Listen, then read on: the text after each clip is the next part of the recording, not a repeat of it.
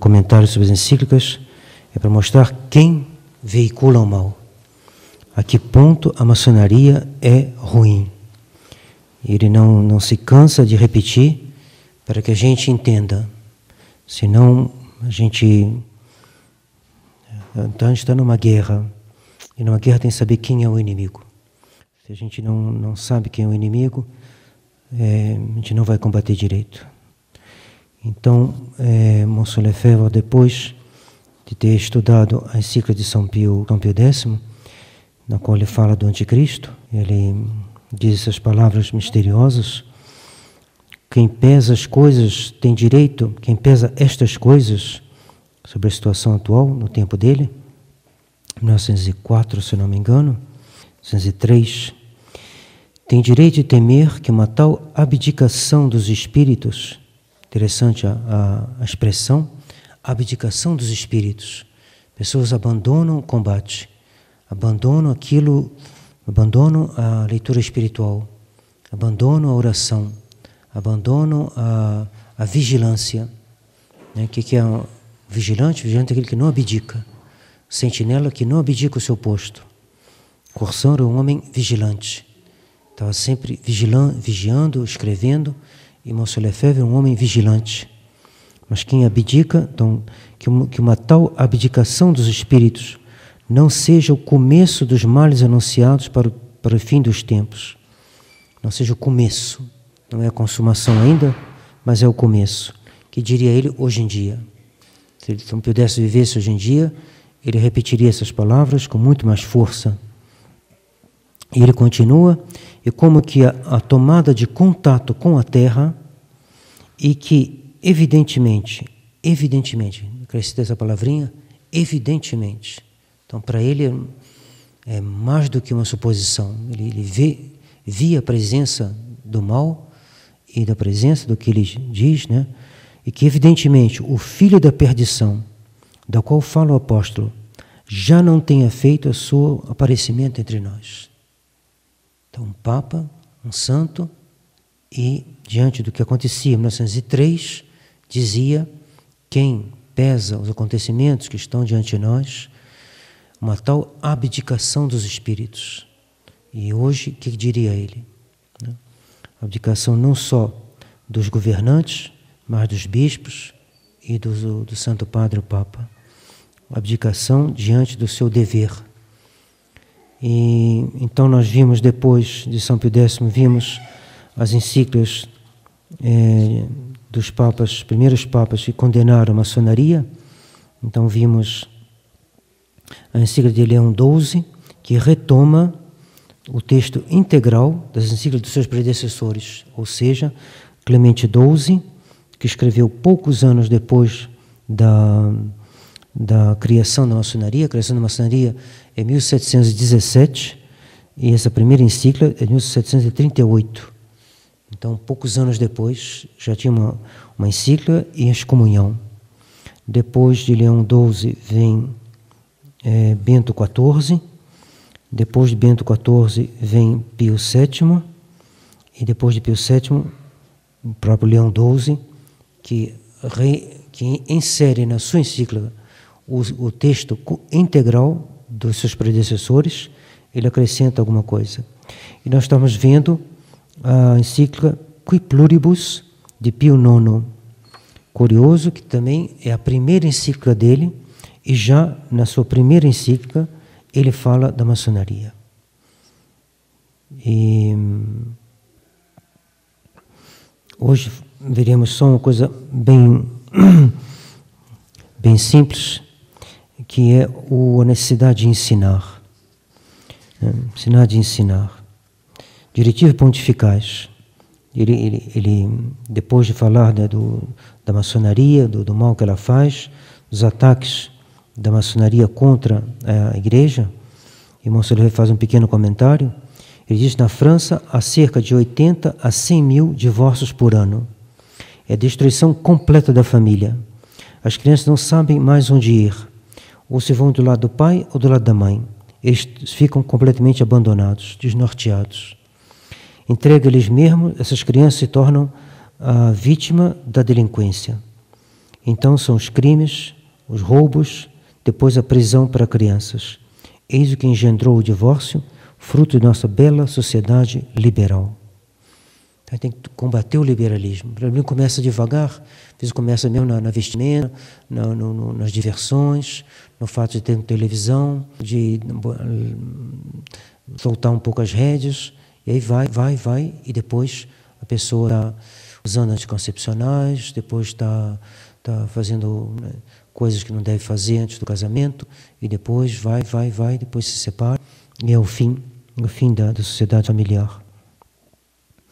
Então, São Pio X, Pio IX, se pergunta, o que nós devemos fazer? E ele começa exatamente com a mesma advertência e com a mesma obra, né, que fez Monsieur Lefebvre. Nosso primeiro dever de vosso cargo, diz ele aos bispos, é empregar a vossa força episcopal a proteger e a defender a fé católica. Exatamente o que pedia São Pio X a propósito do ensino religioso. Diante da ignorância religiosa, dos ataques feitos contra a fé, é necessário defender a fé católica. Não cessai, dizia Pio IX, jamais de instruir nessa fé, de confundir os contraditores. Combate intelectual, combate pelo escrito, combate opondo às doutrinas maçônicas, doutrinas modernistas, liberais, a verdade católica. Não cessar de confundir os contraditores e fortificar os fracos. Necessário ensinar, sempre ensinar. Não parar de ensinar. Chamar a atenção. As roupas não estão boas. Tem que é assim que faz. Não é como vocês estão fazendo. Não usem remédios anticoncepcionais. Não façam isso, não façam aquilo. É uma necessidade. Por quê? Porque os fracos se deixam levar pelo meio ambiente, porque querem se adaptar às pessoas. É uma parte de um sentimento normal. O homem é um ser social e ele vive em sociedade, mas só que a gente está numa sociedade que não é católica, e daí necessidade maior de ser instruído para não se conformar com esse século perverso. Fortificar os fracos, não dissimulando e não suportando nada que possa parecer, o menor que seja, ferir a pureza da fé divina. Então a fé, né, não suportar nada. Por isso que o Monsieur Lefebvre é tão intransigente. Por isso que ele fez aquele desenho lá de João Paulo II, e muita gente ficou escandalizado. Como pode fazer assim? Tem que ser intransigente. Nada que possa ferir a fé católica pode ser suportado, nada. É bom lembrar, diz Monsieur Lefebvre, para nós, de nos vir assim, receber esse pito, né, foi chamado assim o nosso dever. Cada um no seu lugar. É necessário defender a fé católica, cada um no seu lugar. O bispo com as suas encíclicas, com as suas cartas pastorais, mas cada um, o pai de família na sua família, a mãe de família também, a professora, cada um, o colega junto com os seus colegas.